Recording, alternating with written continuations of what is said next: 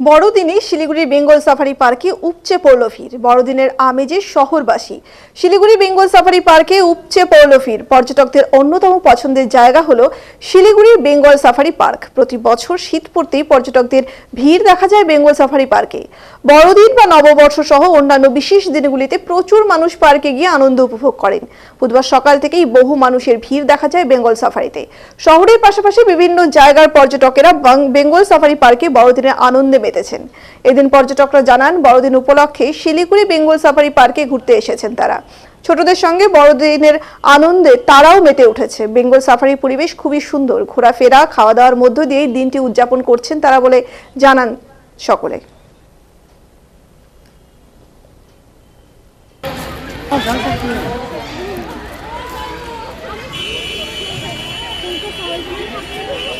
তো কিভাবে এনজয় করছেন আজকে দিনভর? আজকে মোটামুটি এই সাফারিটা করলাম। সাফারিটা খুব সুন্দর ছিল। আমরা টাইগারও দেখেছি, লেপার্ডও দেখেছি, ময়ূর তো প্রচুর ছিল। আমার ছেলেও খুব এনজয় করেছে, বেশ ভালো মতো ভাবে ঘুরেছি। আর এখন বেরোনোর পথে, আমরা সকাল থেকে রয়েছি এখানে, বেশ মজা হচ্ছে। মানে দিনভর আজ মজার উপরে চলবে। হ্যাঁ, একদম। মানে বছরের শেষের দিকে আমরা একটু বেশ এনজয় করে কাটাতে চাইছি। তো আমাদের অরূপ ঘোষ, শিলিগুড়ি থেকে প্রথম না?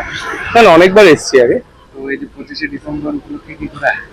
এটা 25শে ডিসেম্বর ঠিক না, আমরা একটা মানে একটা উইকেট ট্যুরে এসেছি, তো তার মধ্যে আজকে ইনক্লুড করেছি 25 ডিসেম্বর। আজকের দিনটা 25শে ডিসেম্বর আসে মনে হয় একটা নতুন বছর আগমন। হ্যাঁ, অবশ্যই। তো কিরকম ভাবে এনজয় খুব করছেন? ভালো লাগছে। দিনভর কি চলবে আজকে? আজকে সারাদিন মোটামুটি এই ঘোরাই চলবে, ঘুরে তবে বাড়ি ফেরাও আছে।